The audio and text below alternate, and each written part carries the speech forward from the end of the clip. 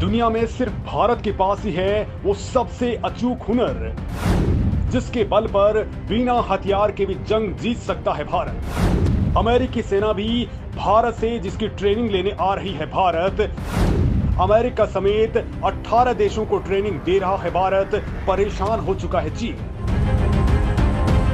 जी हां दोस्तों, बुलंद हौसलों के दम पर भारतीय सेना निष्ठुर मौसम और बर्फीले तूफान के बीच में दुनिया के उच्चतम युद्ध स्थलों में चोटी पर बैठे दुश्मनों को भी वहीं दफन करने की कला में पारंगत हो चुकी है। पूर्वी लद्दाख के गलवान में विकट हालात के अंदर डटे हमारे जवान उच्च पर्वतीय इलाकों की चुनौतियों के बीच हर दुश्मन को मात देने में सक्षम हैं।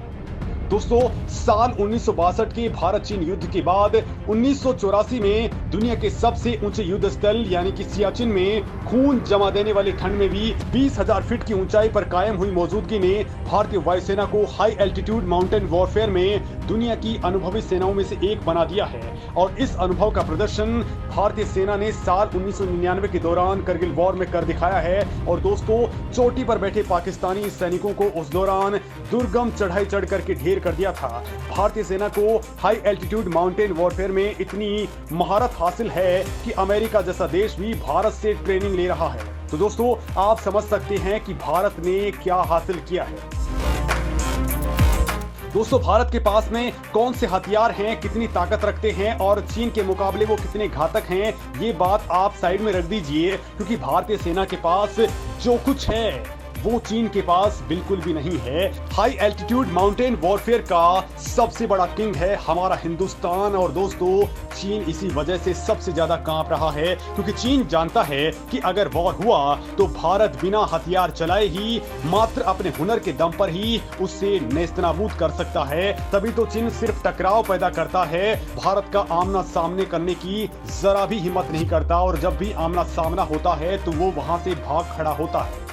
दोस्तों, आपने गलवान टकराव के दौरान भी देखा था कि चीन का जो कमांडर था वो आज भी इस घाटी में वापस आने से बेहद खौफ खाता है।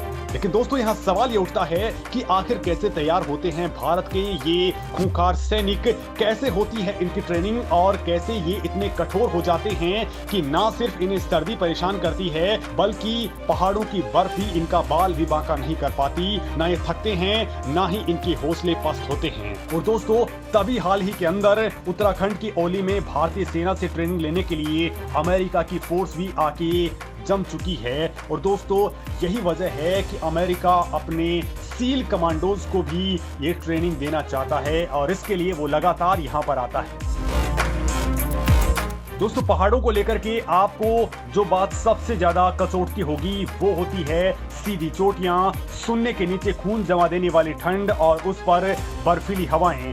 दोस्तों, 14,000 फीट से ज्यादा ऊंचाई पर मैदानी इलाकों के मुकाबले 60% कम ऑक्सीजन होती है। और ऐसे हालात में जिंदा रहना भी अपने आप में एक बड़ी चुनौती होती है। और उस पर बंदूक थाम करके दुश्मन को ढेर करना बिल्कुल ही आसान काम नहीं होता है। बड़ी बात तो यह है कि यहाँ पर चढ़ाई चढ़ना अपने आप में सबसे खतरनाक काम होता है। और उससे भी खतरनाक होता है चोटी पर बैठा दुश्मन, क्योंकि वो दुश्मन अगर पत्थर भी फेंक देता है तो वो हथियारों से भी ज्यादा तेज हमला करता है। लिहाजा दोस्तों, ऊंचाई पर पहुंच करके उसे खत्म करने के लिए सामान्य से बहुत ज्यादा सैनिकों की जरूरत पड़ती है। गलवान के अंदर भारतीय सेना पर हमले के दौरान ऊंचाई पर मौजूद चीनी सैनिकों ने पत्थर बरसाए थे। दोस्तों, दुश्मन ऊंचाई से हर हरकत देख सकता है। ऐसे हालात में लड़ने के लिए सैनिकों का विशेष रूप से ट्रेंड होना बेहद जरूरी होता है। और इसके लिए सी लेवल से 10,000 फीट की हाइट के ऊपर 1948 में स्थापित हुआ सेना का हाई एल्टीट्यूड वॉरफेयर स्कूल आज दुनिया के बेहतरीन स्कूल्स में से एक माना जाता है। इस स्कूल ने आज तक देश को बेहतरीन जाबाज योद्धा प्रदान किए हैं और आगे भी ये लगातार देने में जुटा हुआ है। दोस्तों, भारत की इस स्कूल में ट्रेनिंग ले रहे जवानों के लिए दुनिया के बेहतरीन उपकरण और बेहतरीन सिखाने वाले ट्रेनर्स मौजूद हैं। इस स्कूल में ट्रेनिंग पाने वाले सैनिक 20,000 फीट की हाइट पर बर्फ के बीच में बैटलफील्ड में रह सकते हैं और दुश्मन से लोहा भी ले सकते हैं। इस स्कूल से केवल देश के नहीं बल्कि विदेशों के भी कई सैनिक ट्रेन हो चुके हैं। दोस्तों, इसी स्कूल में विंटर वॉरफेयर ट्रेनिंग के अलावा माउंटेन वॉरफेयर की स्पेशल ट्रेनिंग्स दी जाती हैं। और आज तक इस स्कूल में अमेरिका समेत 18 देशों के सेना के जवान ट्रेनिंग ले चुके हैं।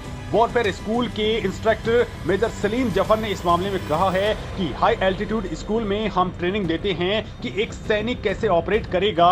मिलिट्री स्फीयर होने के नाते हम उन्हें ऊंचे बर्फीले इलाकों में लोड से लेकर के स्की करने की भी ट्रेनिंग देते हैं। ये स्कूल अपने स्टूडेंट्स को सर्वाइवल ट्रेनिंग भी देता है, जिसमें एक ट्रेनी को इग्लो में रहना पड़ता है, यानी उसका खाना पीना सब बर्फ में ही बनता है और इसी में उसे रहना पड़ता है। दोस्तों, हम उन्हें एडवांस ट्रेनिंग भी देते हैं जिससे वो दुर्गम इलाकों में ग्लेशियर में रहने के लिए सक्षम होता है। हमने जवानों को हर स्थिति के लिए सक्षम बनाया है। सबसे पहले तो जवान इस ट्रेनिंग कोर्स के लिए चुने जाते हैं। उनकी तादाद करीब 250 से लेकर के 300 तक होती है। इन सभी जवानों को अलग अलग टुकड़ियों में बांट करके इन्हें परिस्थितियों और वातावरण से अवगत करवाया जाता है। ये ट्रेनिंग पहले 9 हफ्तों की होती है, फिर इन जवानों को एडवांस 3 हफ्तों की ट्रेनिंग दी जाती है। ट्रेनिंग के जो मुख्य कोर्स रहते हैं उनमें ऊंची दुर्गम चोटियों पर स्की पेट्रोल और हिमस्खलन रेस्क्यू जैसे कोर्स सिखाए जाते हैं। स्की पेट्रोल के जरिए ऊंचे से ऊंचे जंग के मैदान में जवानों तक सहायता पहुंचाना, 20,000 फीट की हाइट तक ऊंची पोस्ट पर रहने की क्षमता सैनिकों के अंदर पैदा करना, बर्फीले तूफानों और हिमस्खलन के दौरान बचाव और अपने लिए अस्थायी शेल्टर बनाने जैसी बातें शामिल होती हैं।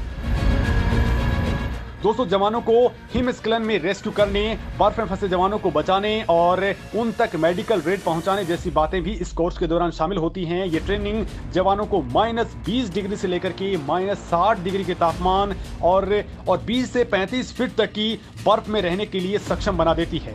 High altitude warfare school Indian army का एक प्रीमियम एस्टेब्लिशमेंट है, जहां भारतीय सेना के अलावा पैरामिलिट्री फोर्सेस और फ्रेंडली विदेशी सेना के जवानों को ट्रेनिंग दी जाती है। यहाँ पर ट्रेनिंग हाई एल्टीट्यूड इलाकों, सुपर हाई एल्टीट्यूड इलाकों और ग्लेशियर के बारे में बताया जाता है। दोस्तों, आपको ये भी बता दूं कि लेह में चीन को पछाड़ने वाले गलवान के बलवान भी इसी स्कूल की पैदावार रहे हैं। इन दुर्गम बर्फीली चोटियों में जवानों की प्रैक्टिकल ट्रेनिंग शुरू हो जाती है। कई फीट बर्फ पर इन्हें ट्रेनिंग दी जाती है।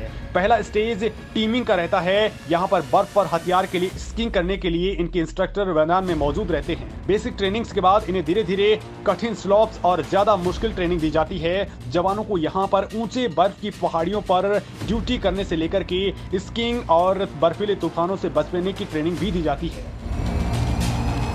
ट्रेनिंग में इन जवानों को छोटी मोटी टुकड़ियों में बांटकर ऐसे इलाकों में भेजा जाता है जहां ये अस्थायी शेल्टर बना करके रहना सीख जाते हैं। जवानों को यहां पर बर्फ पर पेट्रोल करना और तेजी से चलना सिखाया जाता है। इसके बाद जवानों को एडवांस वेपन से भी लैस किया जाता है। बर्फ पर चलने के लिए जवानों को एडवांस टेक्नोलॉजी और इक्विपमेंट दिए जाते हैं। इसमें ट्रेनिंग का सबसे महत्वपूर्ण स्टेज है हिमस्खलन रेस्क्यू। इसमें कंट्रोल रेखा पर हिमस्खलन आने पर क्या करना है, कैसे खुद को बचा के रखना है और कैसे अपने साथियों को बचाना है, या फिर पर्यटकों या आम इंसानों कैसे वहां से रेस्क्यू करना होता है। ये तमाम बातें इनको ट्रेनिंग के दौरान दी जाती हैं। दोस्तों, ट्रेनिंग में एक जवान को बर्फ के अंदर दफन कर दिया जाता है और बाद में रेस्क्यू टीम इस जवान को ढूंढ निकालती है। इस रेस्क्यू के कई इलाके होते हैं। इनमें से एक तरीका है एवीडी यानी एवलांच विक्टिम डिटेक्टर, जिसके जरिए इन्हें खोज निकालना होता है। इनमें विक्टिम के पास में रिसीवर होता है और रेस्क्यू टीम के पास में डिटेक्टर होता है। ये डिटेक्टर विक्टिम को ढूंढ निकालता है। और दूसरा तरीका होता है एवलांच स्टिक के जरिए दबे शख्स को खोज निकालना। और तीसरा तरीका होता है एवलांच कॉर्ड के जरिए खोजे हुए व्यक्ति को ढूंढना।